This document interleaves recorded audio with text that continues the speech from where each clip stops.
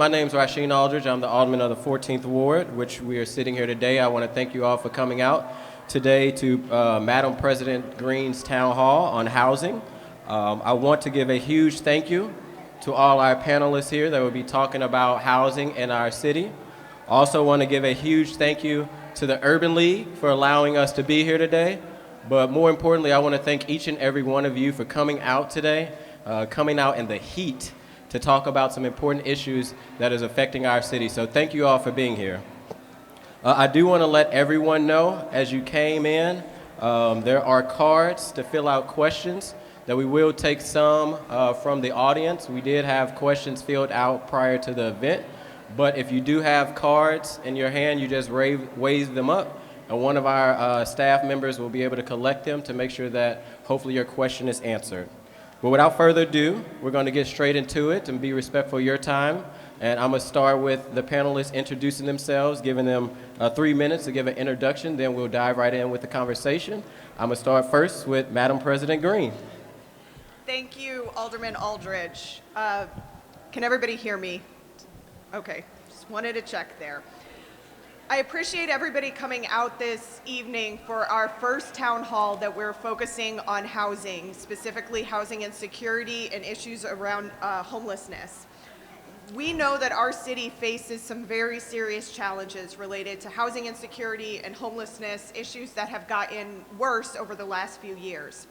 And we know that safe, stable housing is critical for the well-being of our community. It impacts every single part of our lives, whether it's jobs and opportunities, our physical, mental health, or even our kids' ability to get a good education or stay at the same school over the course of a year. A lack of affordable and safe housing has negative impacts not only on individuals and their families, but on our entire community and our city more broadly. And so this is why today I wanted to talk about some of the efforts we have underway at the Board of Aldermen, some that have already passed, some that are in the works, that will be used to address and improve access to quality, affordable housing, that will empower tenants and help people stay safely in their homes. Earlier this summer, the Board of Aldermen passed Board Bill 59, Right to Counsel, under the leadership of Alderwoman Clark Hubbard, who I saw somewhere here. Give her a round of applause. And that legislation will help provide access to legal representation to tenants facing eviction.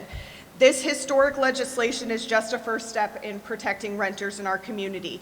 And about 60% of people who live in the city of St. Louis are renters. I support efforts to meaningfully also regulate short-term rentals, and we have a couple of board bills in front of the Board of Aldermen right now to do that as well.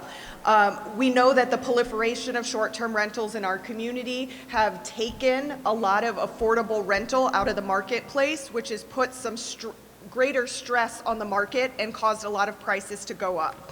So we are looking forward to that legislation to improve the quality of life for residents and make sure that we can keep track of the types of housing units in our city. And as we enter the next session of the Board of Aldermen this fall, we'll be introducing legislation to establish a rental registry. This is where landlords will register their information and be subject to regular inspections to make sure the city has more power to hold problematic landlords accountable.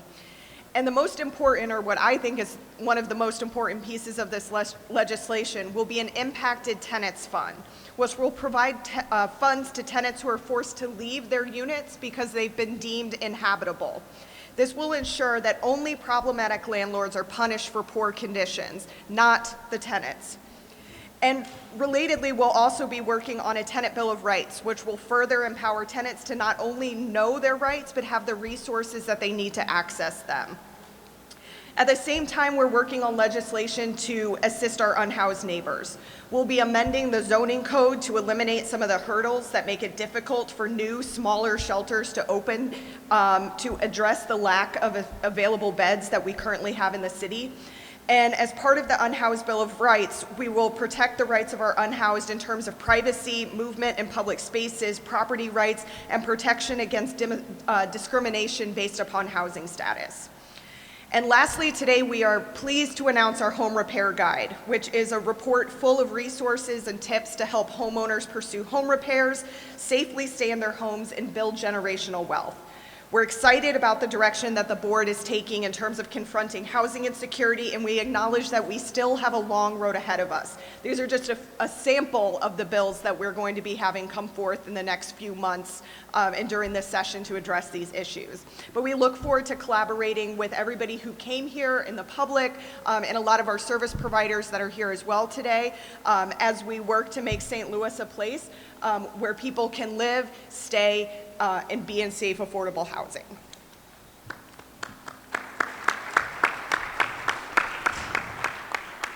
Thank you, Madam President. Next, I'm going to move over to Director Noel at the Community Development Agency, or some may know it as CDA. Thank you, Alderman. Can everyone hear me? My name is Noel Pfeffer. I serve as Executive Director of the Community Development Administration, which serves as a clearinghouse for federal funds for the City of St. Louis. We've traditionally been charged with the administration of HUD funds, CDBG and home funds, to invest in affordable housing and provide social services. Most recently, we've been charged with the administration of $178 million in ARPA funds, which Mayor Jones has charged us with deploying to drive economic justice initiatives, with a historic investment, thanks to legislation through the Board of Aldermen, in affordable housing, in initiatives to combat blight, in investments into healthcare, the arts, and various other programs, including home repair. We ran our largest funding cycle in CDA's history over the past few months, over the spring and summer, making $40 million available for neighborhood transformation grants and housing production grants. And we just announced the first $20 million in awards on Friday, which we'll be talking a little more about shortly. But excited to share a little bit about how we approach our strategy, both as we invest in housing, but also to combat vacancy, which obviously depresses property values, is a danger to public health and safety, and costs the city significant funding, and to talk a little bit about our priorities as we move forward.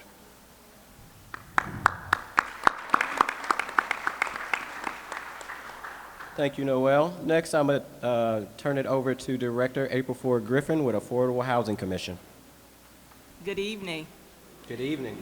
I'm happy to be here, and I'm happy to see everyone out there that decided to join us this evening, even in all the heat. We didn't melt, so we made it. As Rasheen, I've been knowing him since a little boy, so he is the state rep now, but you have to forgive me if I just say Rasheen. But I want to thank you once again. The Affordable Housing Commission was formed by the residents, by the voters, which makes us very unique. Looking at us as a city department, we're actually not a city department, but we come within the government structure. Back in 2002, there were a majority of the vote of the residents to make sure that there is a renewing resource of funds, which is called the Affordable Housing Trust Fund, where there is a tax that's not put on the residents, but on businesses that make out-of-state purchases of $2,000 or more, and it goes into that fund each year.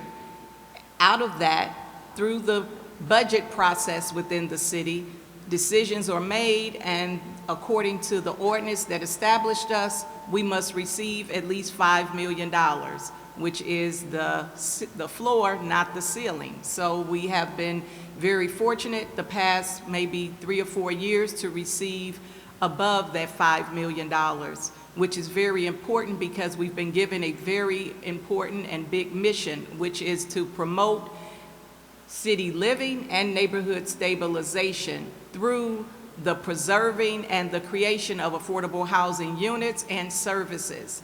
And so we serve as funders. We don't provide any direct services to residents, but we provide investment into the projects that are presented to us each year through a competitive round, as well as nonprofits apply for grants that they don't have to pay back to provide housing services.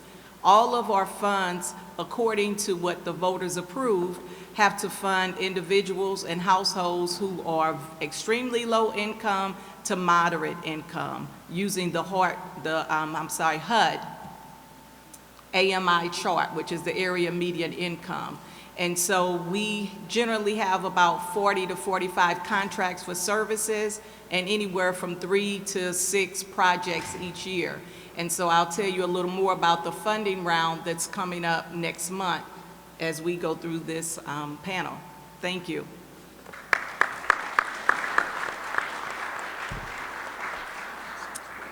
She was once a former alderwoman, now director. She's my shero, like she say. I've been knowing her for so long. Thank you for coming, Director Ford Griffin.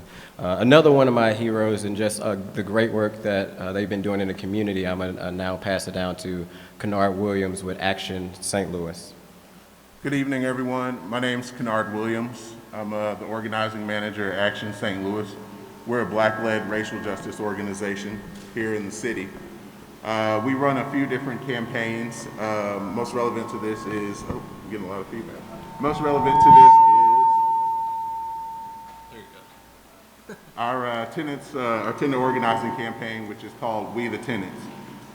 Since the beginning of the pandemic, we've worked to organize tenants from all across the city and the county, from the tippity top all the way to the very bottom, about issues that have been impacting them since the pandemic and before then and even now. We've built this campaign with folks, and with that in mind, that's really led to road work to us getting the tenant rights that we're on track to get and other things that we want for tenants in this city as well.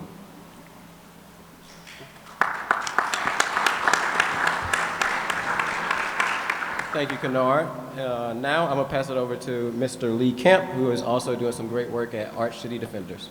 Yeah, thank you. Hey, everyone. My name is Lee Camp. I'm an attorney with Arch City Defenders. Arch City Defenders is a small nonprofit civil rights advocacy organization, and one of the things that we work on is housing stability and supporting those experiencing homelessness in this community. I'm here tonight as an attorney that's represented at least 1,000 families facing housing instability, eviction, foreclosure, or experiencing homelessness. And I'll be brief on this so we can get the show on the road, but really I'm here to just bring those experiences forward of the kind of community struggles. We work very closely with our clients. We work with a lot of partners in this organization. And I know Kennard and I both want to really bring the community perspective here tonight. Thank you.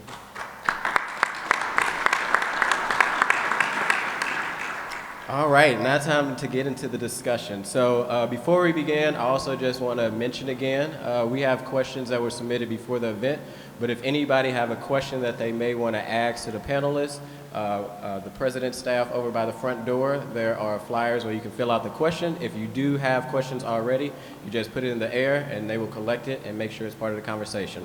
So first, I'm actually going to start off with Director Noel. What efforts, if any, are being made to create more low and medium income units in the city? So we are making this, can you all hear me? I don't know if oh, there we go. So we are making a historic investment in affordable housing, and when we say low to moderate income, that means under 80% AMI, and the truth is we're targeting deeper levels of affordability because we want to build housing as diverse as our city. When we look at the data, we see that the city of St. Louis has about 140,000 households, of which about 78,000 are tenants and about 60,000 are homeowners. Of the tenant households, about 37,000 are cost burdened, meaning that they pay more than 30% of their income towards rent and utilities. And among homeowners, we see about 15,000 are cost burdened.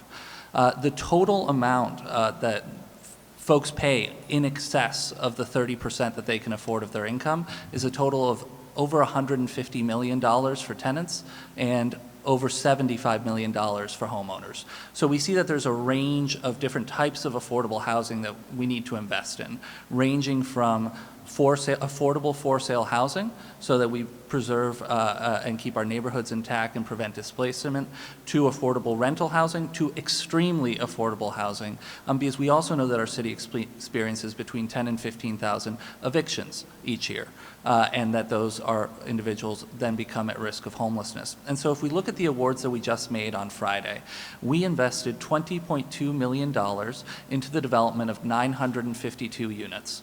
These $20 million are leveraging a total of $268 million in affordable housing development. It includes 20 units of permanent supportive housing for extremely low-income individuals. It includes 37 units of rental housing for folks under 50% AMI. It includes about 800 units of affordable housing for folks under 60% AMI, and those are mostly LIHTC projects, and we can talk a little bit about their unique structure if there are any questions about that. And then we also invested in 20 for-sale units for folks under 80% AMI. And so this is really, again, the range. And I can also talk a little bit about the process as to how we identified these projects. It's really rooted in our Economic Justice Action Plan and investing in areas and reversing decades of disinvestment. So identifying areas through our Economic Justice Index that have especially low educational outcomes, healthcare outcomes, life expectancy, high rates of violence, et cetera. Identifying those areas, but then also identifying within those areas, where are the community assets? Where is their access to transit? Where are their schools? Where is their access to healthy food? Because we want to make sure that as we're building this housing, that we're also setting folks up for success.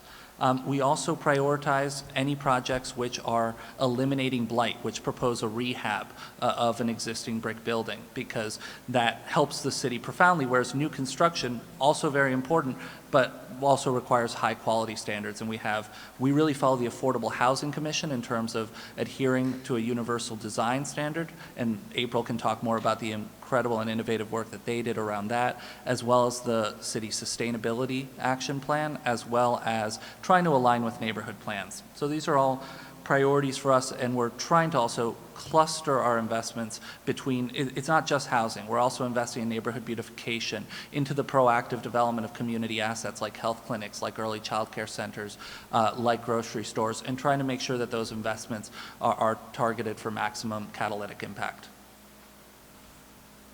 And if any other members, I know we're on time, but if any other members want to ever jump in, please do. But next I am going to jump to Madam President. I think this is something that is important. What is the Board of Aldermen doing to address unnecessary rent increase? And when can people in the city of St. Louis expect rent cap legislation, especially for those on fixed income? So first and foremost, I hate to be the bearer of some bad news, but we are preempted under state law for being able to do rent control. So our state government has specifically said that places like City of St. Louis is not allowed to provide a cap or create a cap on rent. That doesn't mean that there aren't still things that we can do to address rent increases, and a couple of those are coming down the pipeline pretty quickly.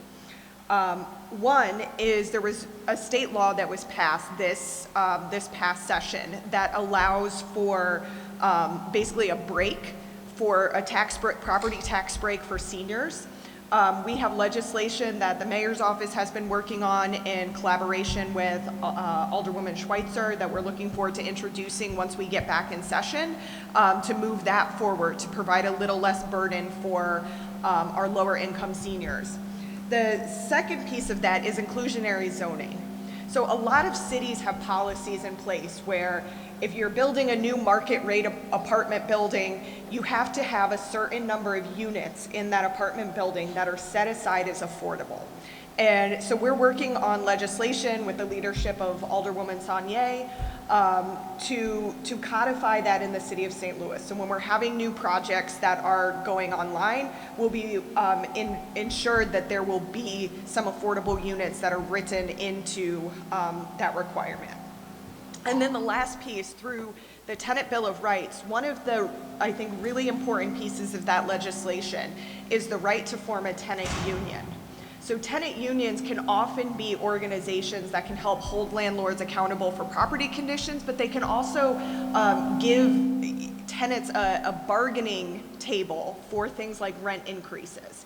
And so by codifying that tenants in our city have a right to form a union, have a right to essentially collectively bargain for what their rent is, will be a powerful tool, I think, for renters to be able to fight back against some of those large rent increases that we're seeing in the city right now.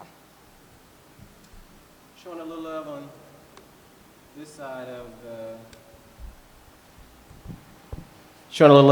the table.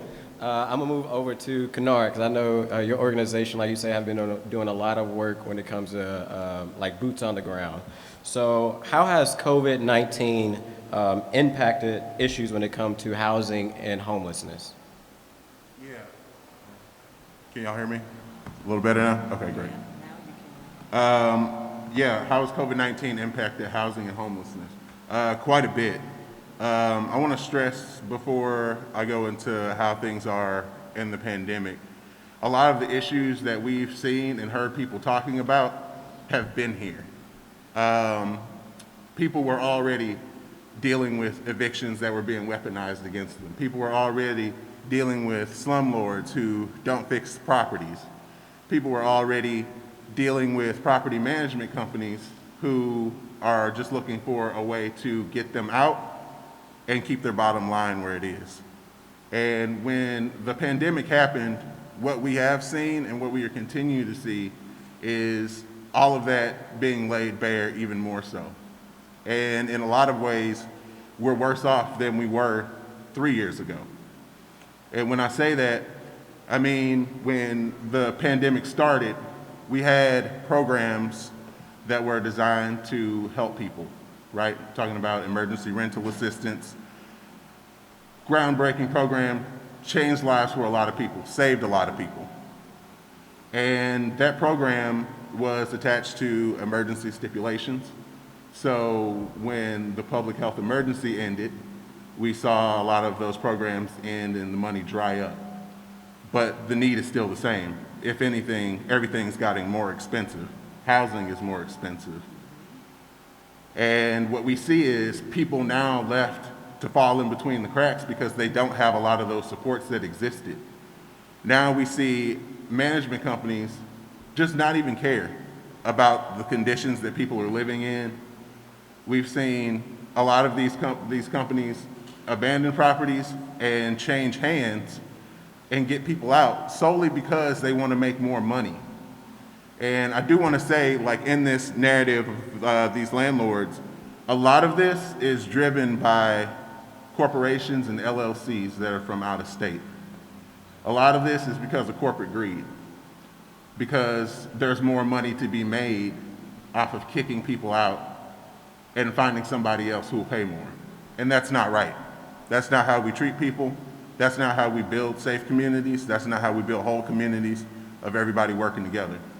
So that's what we've seen a lot of in the pandemic. But when we look at homelessness, I think that it's important that we talk about housing and homelessness, as in renters and people who are homeless, together. Because a lot of us are just a paycheck away, 2 paychecks away. You miss that rent, you miss a bill, it'll set you behind, and it could spiral your life out of control.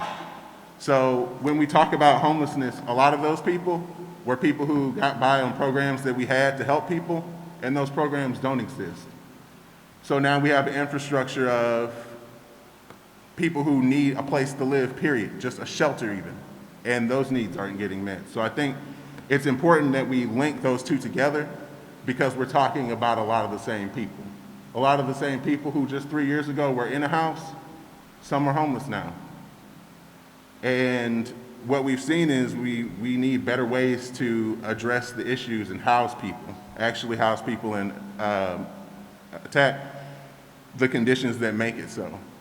And we don't do that until we put people in a house. So the current thing that we've seen is a lot of homeless folks, encampments swept, people displaced, but no long-term solution for those people. And if we keep continually pushing people around and they have no place to go, and this is also linked to the affordability of our housing, and if people can't afford to go anywhere, what situation are we setting for ourselves in the city? So that's a lot of what the state of housing and homelessness is looking like since the pandemic. Yeah.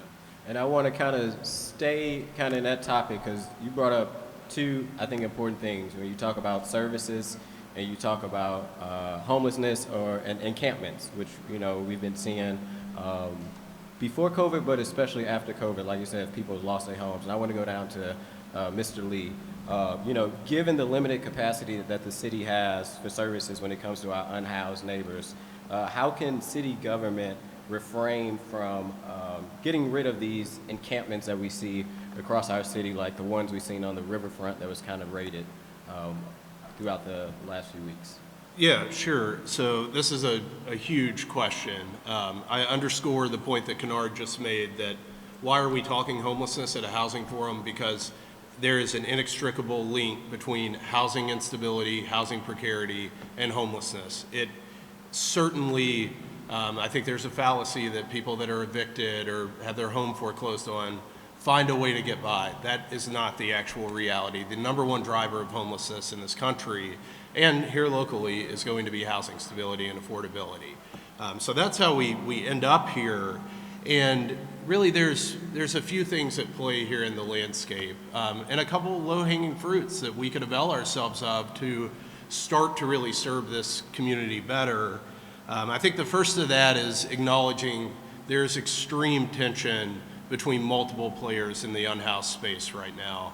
There's tension between the residents and service providers that work with them. There's tension between service providers and City Hall. There's tension between City Hall and the residents living on the streets.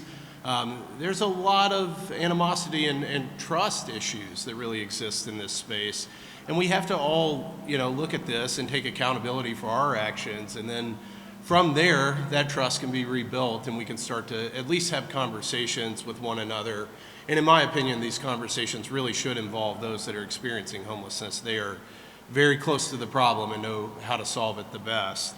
Another piece of this too, right now it's as hot as Hades outside and it's hard to think about the winter, but it is right around the corner. Every winter, we see stories in the newspaper, see them on our nightly news about a lack of adequate shelter beds. It's not that there is no shelter space for individuals, and that's why they're on the street.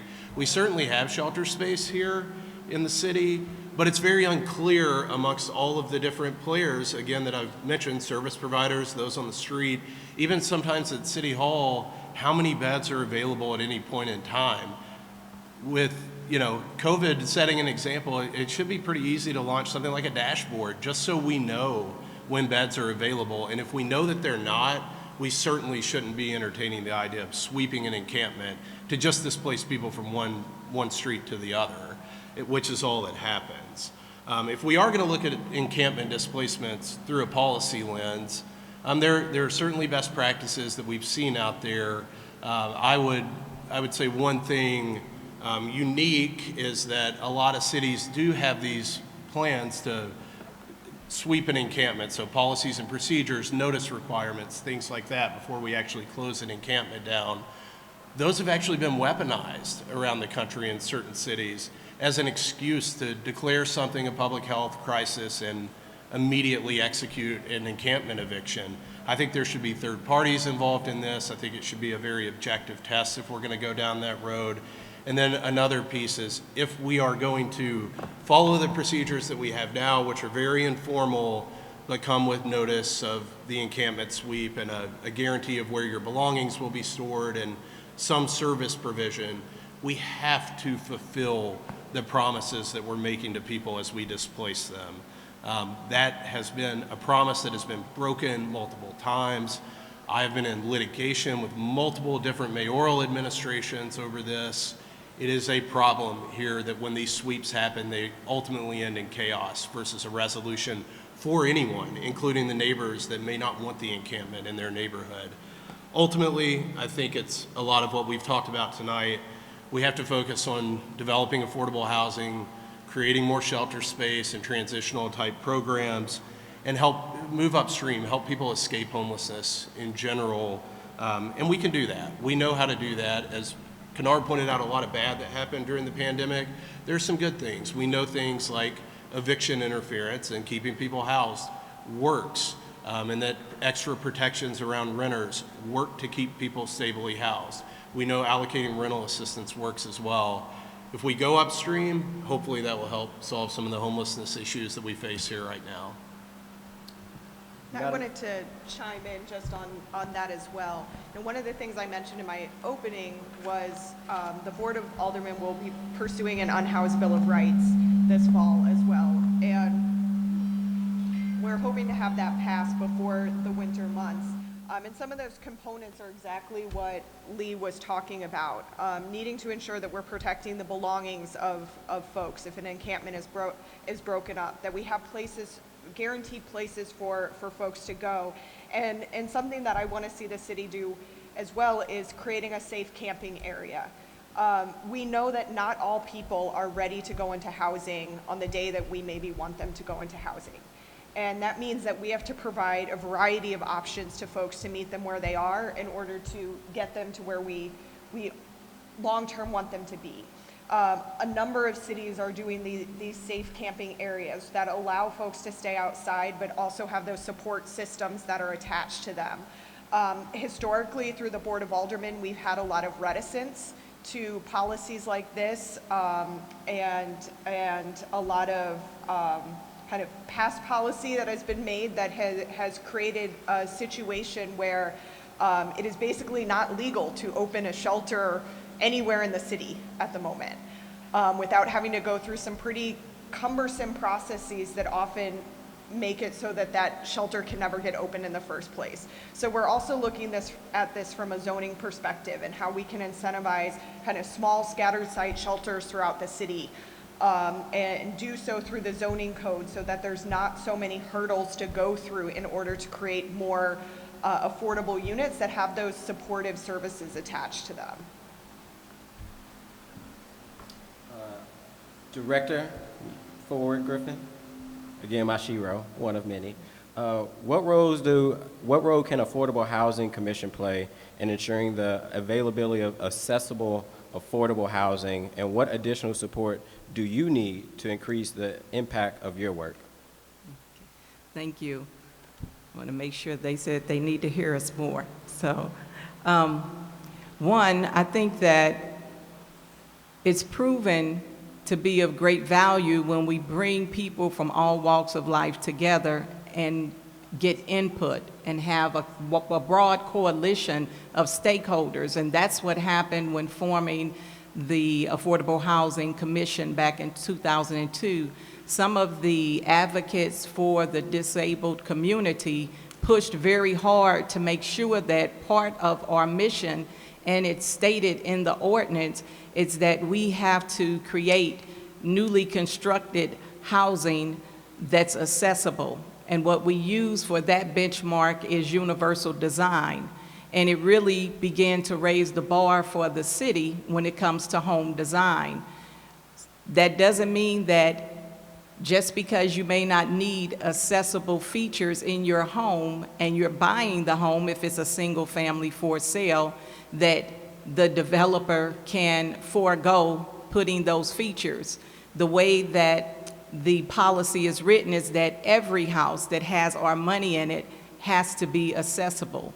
And we found really that people enjoy that because part of our mission believes that everyone deserves to have a quality life, a quality house, have various features. Someone may be visiting you and need to use it. As you age in your home or in your apartment, you may find that it's very helpful to have a wider door. It's very helpful to have the cabinets lower, the light switches. Know that those features were built in when it was being designed. We do also allow developers to apply for waivers. Sometimes there's an issue with the design, with the location, with some historic features. And so you specifically can apply, giving us all of the details and working through a certified architectural firm to go back and forth with them on what we can and will allow you to modify within the universal design standards. And so we take it very serious.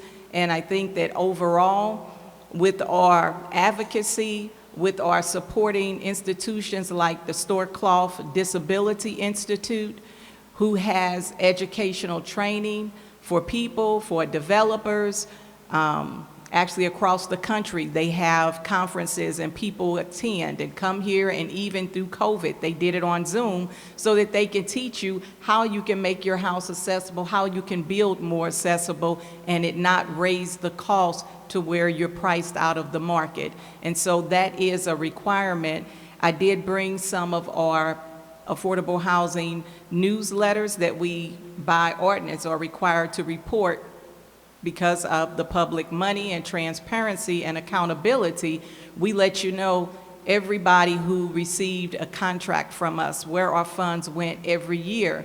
And in there, you'll see an article and a website as well on the universal design. You also can see all of the former awards that we've made going all the way back to 2002. And so even though we sometimes receive complaints or some pushback from developers saying that's going to increase the cost, we found through education and through working with the architect firm that we consult with that we can make it work. It doesn't cost to where it's going to price us out the market, and we can't help fulfill that gap. Once again, this is on new construction, rental properties, and for sale properties. It's not on rehabs, but on rehabs, we do require a comprehensive retrofit. We require that you have energy efficiency, appliances and features, as well as a national green standard, and you prove that you have those components in your development in order to score points and be able to compete, as I said, because it's a competitive round every year. Now this, I was going to say, I forgot about the last part, but I didn't want to say it, and I think everybody knows the answer. He said, what do you need? We need more money. That's what we need. Money, money, money, because buildings cost money. As the gentleman to my left was saying, people deserving to be housed and not enough housing, but you have to remember, many of the people who are without housing or adequate housing, they cannot afford to pay the true cost of building a home or building a new apartment.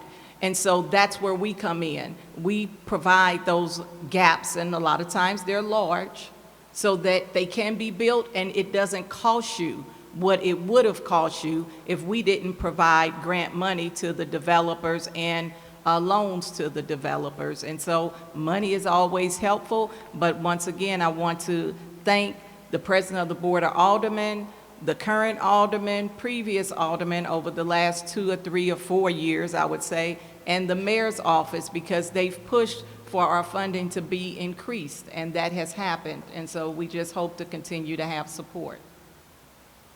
I'm glad you highlighted that, because I was about to say we can't miss the money part. That's the most important one.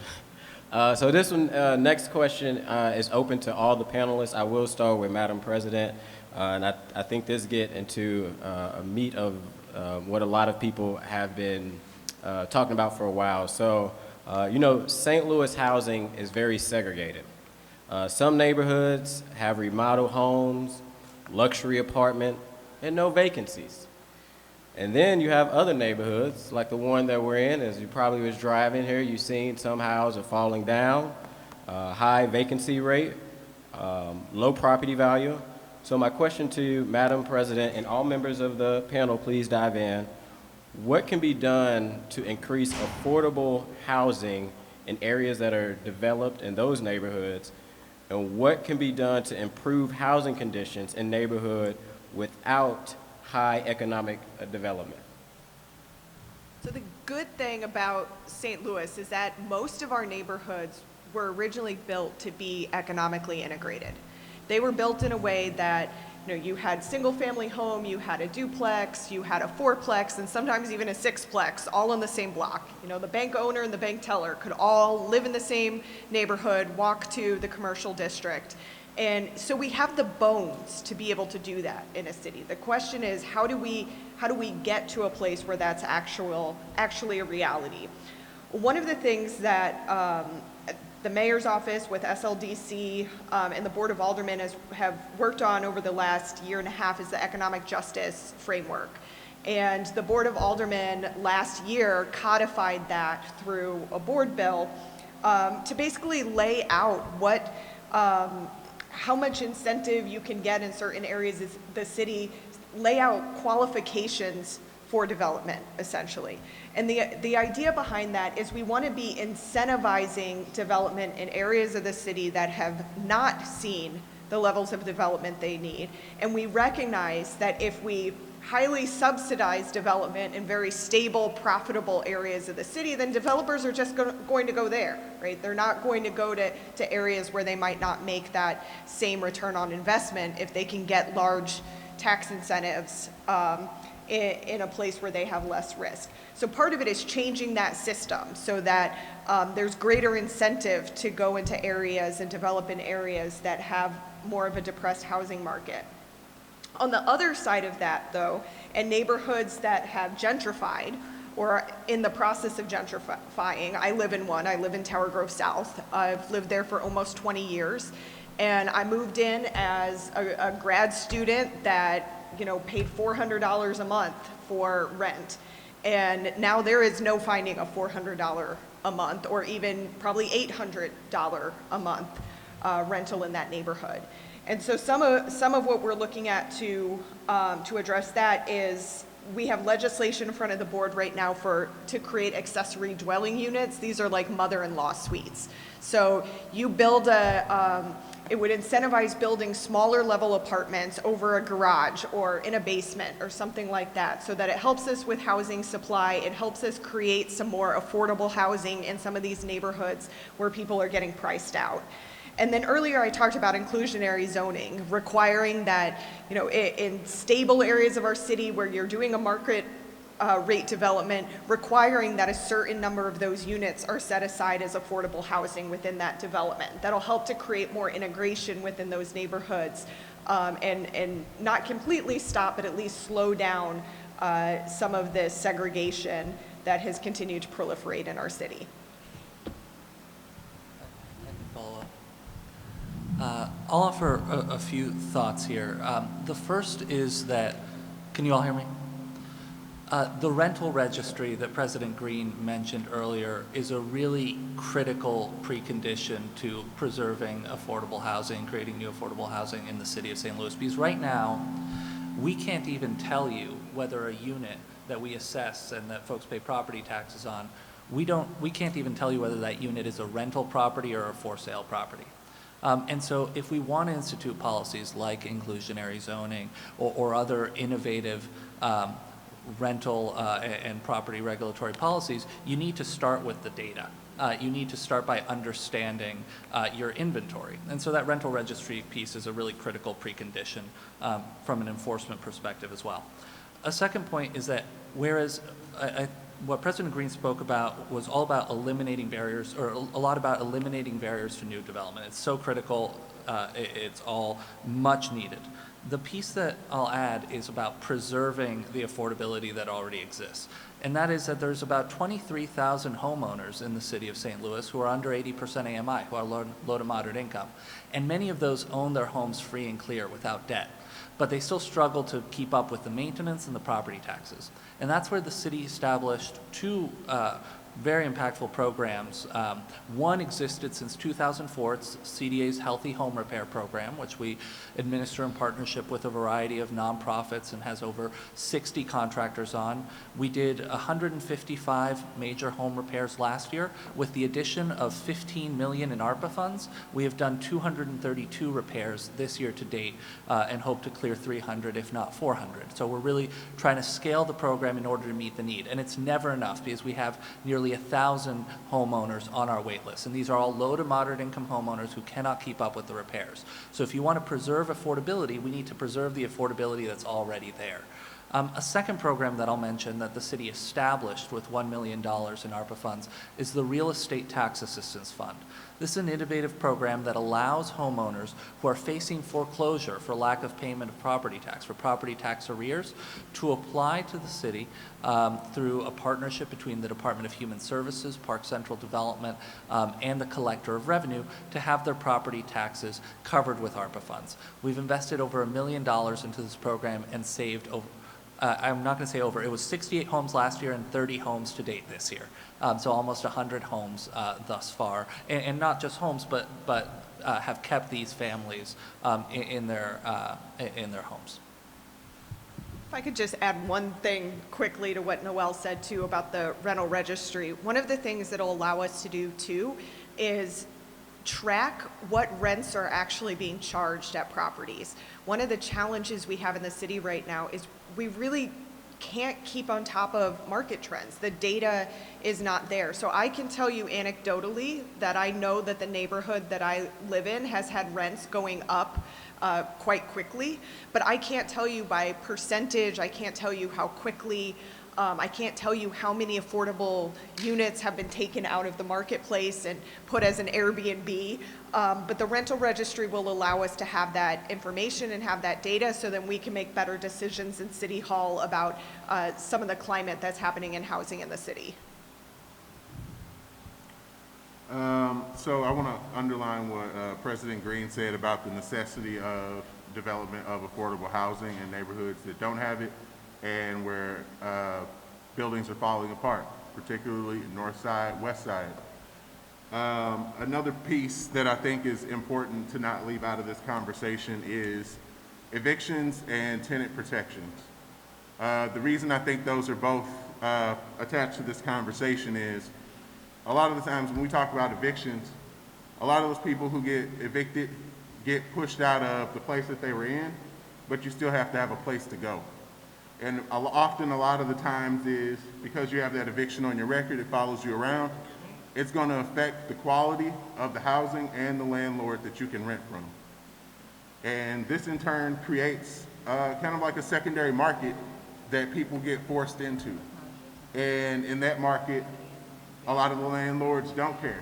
As I just stated before, you know, they're trying to get the bottom line. They're trying to make money off of that property. And even if you're a property owner, you've probably seen a lot of apartment buildings and stuff in your neighborhood that are completely falling apart because we don't go after a lot of these property owners and out-of-state landlords that have these properties like this, keep people in these conditions.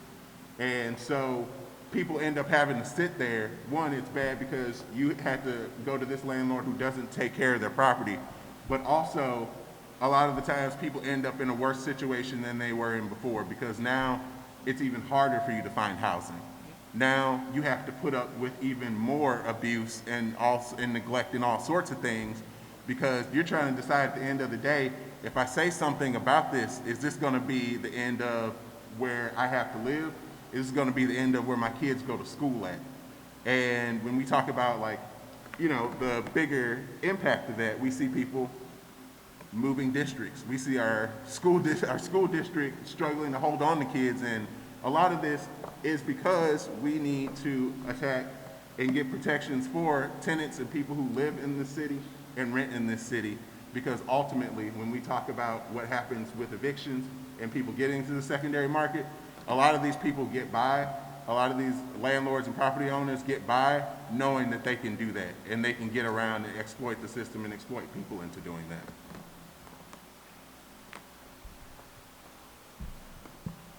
So next we're going to move into the questions from the audience. We got 3 of them, and then we will go into our next segment. But first I'm going to start with Mr. Lee.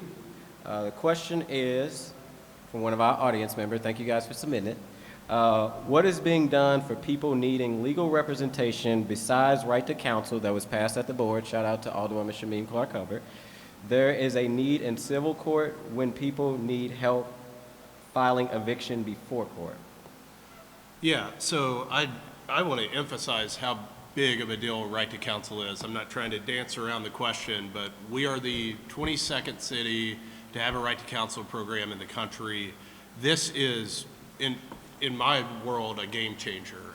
It is going to absolutely empower individuals that are facing an eviction to combat the very scenarios that Kennard just talked about, particularly as it relates to absentee ownership, conditions issues in the home, and just pervasive problems that predominate families going through evictions generally. Right now, there are organizations that do provide counsel if you are facing an eviction. We are one of those organizations. We don't charge for any of our services to represent you if you're going through an eviction. Legal Services of Eastern Missouri provides those services, and EHOC also provides those services as well. no matter how many attorneys we employ, it's difficult to meet the need of this moment right now. Evictions are up. I looked before I came here today. In June, the last month that there's accurate data for, there were 1,600 evictions filed in the city, and that's actually up over pre-COVID rates. What is scary right now in the eviction space is we are seeing evictions at a higher level than they even were after the foreclosure crisis of the mid-2000s. So the need is there, certainly, and right to counsel is coming, right? It is coming to meet that need, certainly, and we are trying as nonprofit legal providers to supplement it as much as we can.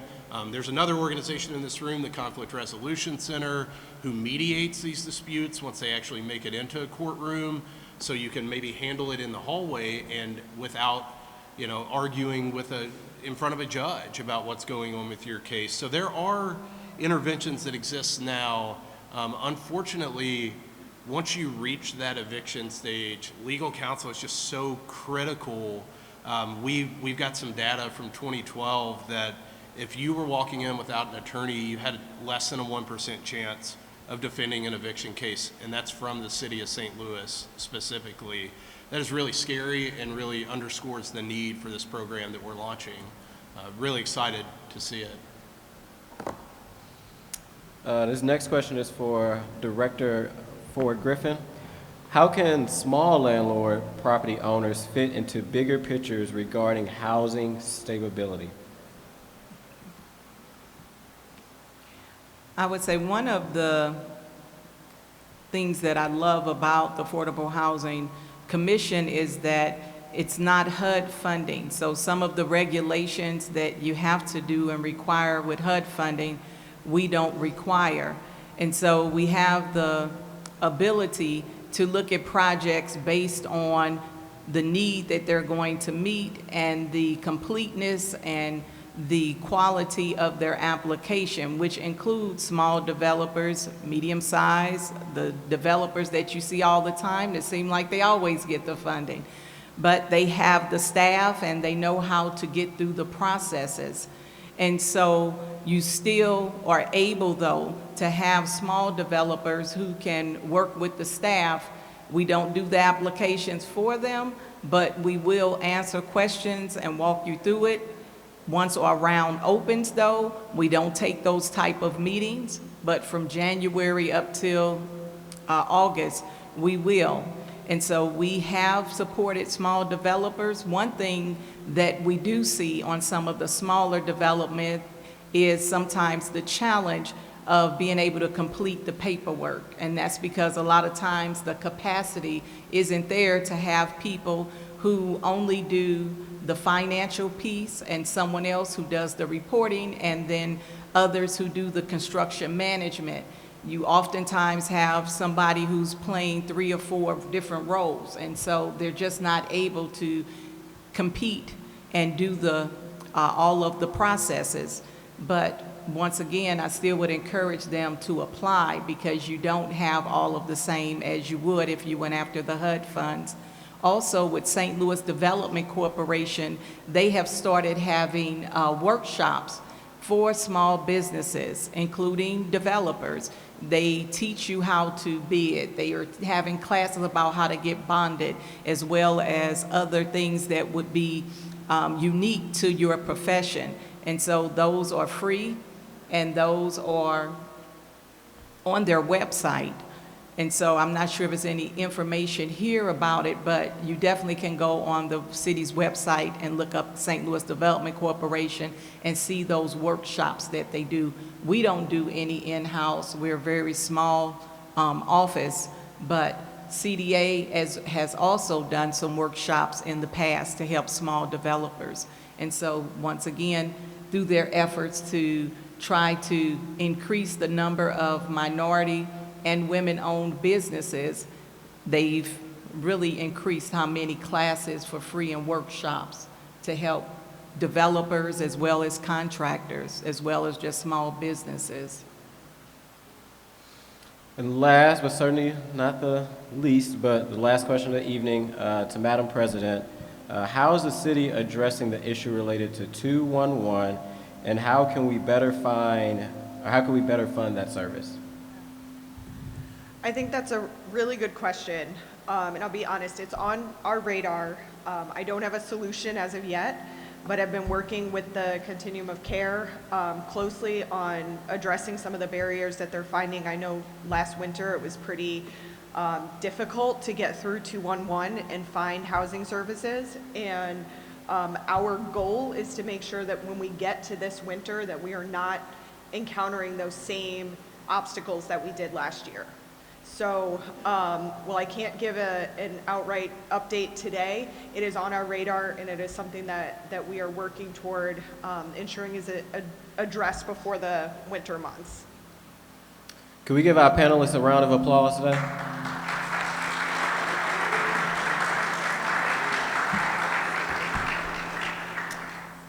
Before I do my wrap up, I want to give Madam President a moment to kind of close out. Stick around, I have some housekeeping things, but I'm going to pass it over to Madam President to give her last wrap up. Okay, go ahead. I'm going to let Noelle go first. She's going to let Noelle go Thank first. you. Thank you. The privilege of sitting next to President Green. I just felt I should mention that we currently do have an open funding cycle. It's not for the housing side, it's for our investments into social services and people. But it is open through September 7th. You can find information on the CDA website. It's called the CDBG funding cycle. So I want to make you all aware of that, and then we will be opening up our next funding cycle in early 2024 for housing. I'm gonna let all our panelists just have a last few words, and I'm gonna start with Director April Ford Griffin. Yes, I wanted to mention also that our funding round, our commission still has to vote on it, and they will do that next week. But we are hoping that they will vote to open the round on September the 5th, and it will stay open until October the 20th. So you can go on our website at Affordable Housing Commission, STL.org. If you are a nonprofit and you provide housing services to anyone 80% and below the area median income, and then you can apply for a grant. Those you don't pay back. And then if you are a housing developer, you can go on and get the housing production application for sale or renter. Those, some can be forgiven, some can be that you pay it back long-term with very little interest. Mr. Kennard. Yeah, I want to thank folks for coming out tonight and taking time out of your evening to come have a conversation about this. I also want to remind folks that, okay, that's doing a thing. I want to remind folks that we have a monthly renters meeting for We the Tenants the last Tuesday of every month. The next one is going to be on Tuesday the 29th at 6 p.m. and that's going to be at 1000 North Vanderventer. That's at Deaconess Center. Really like to see some of you there. I know I saw some heads nodding pretty hard when I was talking about some of the issues that renters are dealing with. So yeah, we'd love to see you there. Like I said, that's at 1000 North Vanderventer at 6 p.m. next Tuesday. And Mr. Lee. Yeah, I'd echo that. Thank you to everyone for coming and just having interest in this space. These are important conversations. I would be remiss on the last question about legal services. Even if you can't get an attorney, we actually have published a resource at prosestl.org. It is a kind of guide about your rights as a renter, particularly if you find yourself facing an eviction, to help you navigate that if you're unable to find an attorney. Certainly a resource you can avail yourself of, and if you need a lawyer and need to apply for our services, archcitydefenders.org. You can apply online or you can call us. Thanks, everyone. Madam President. I just wanted to wrap up by first acknowledging my staff who helped put this event together today. Jay Nelson, my Chief of Staff, Yusuf Danshar, my Communications Director, Christina Gracia, our Operations Director, Janika Hayden, and Cecilia Boyers, who are both policy associates. My Policy Director, Christina Garmendia, is sick tonight, but she put in a ton of work getting the home repair guide together that we were able to launch today.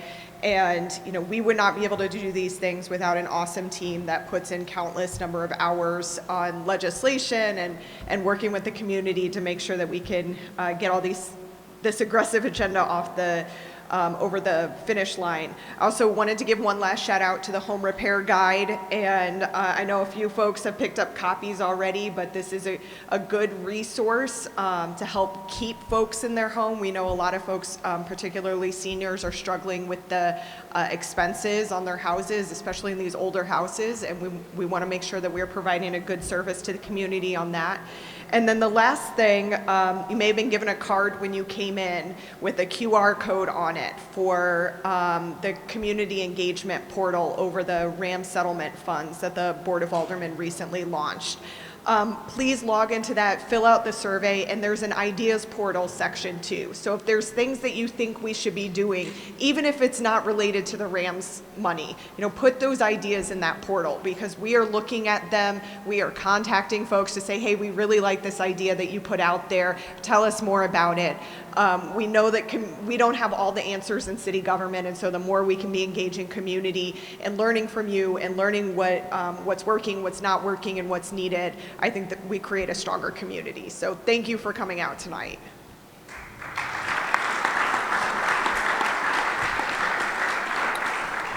And before I go on the run of the script, I'm kind of run off a little bit too, get a little self-plug. Again, just echoing that home guide that the president mentioned. I know we have some in the back and we have some in the front. Please get it. It is a lot of resources when it comes to home repair and a lot of ways that you could be able to fix up your home. A lot of hard work was put into it, especially as well as grab one of those little cards that have the QR scan code, again, around the RAM settlement money. It is important, and I know the president is ensuring that the community and residents have input in that process.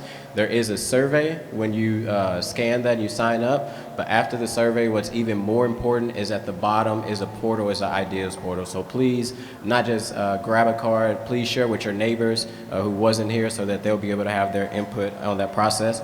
Outside of thanking the panelists and thanking the president for hosting such an important forum and her staff, also want to give a huge thank you to Urban League for allowing us to be here today.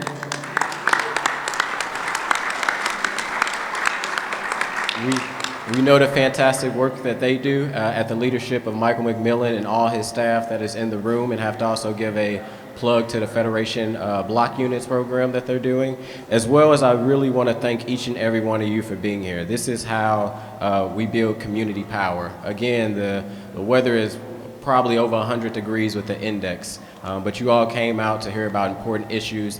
There's plenty of resource tables in the back, from SLATE to NIS to personnel. Our city's hiring. We have over 200 jobs.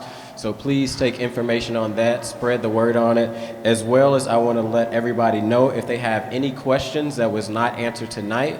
The president's staff, if y'all can raise your hand over in the corner, they will be here till we close up, and Madam President will be here. So please, if you have any questions, if it's the president or any of the panelists, you want to learn more about CDA, some of the grants they have, affordable housing, the work that Action St. Louis is doing, or our city defenders, all these individuals will be here. And I just want to invite you all to the back of the room. We still have some refreshments, and we have a lot of information tables in the back that are providing great services in the city. But ultimately, again, thank you all for coming out to President's Green Town Hall around housing.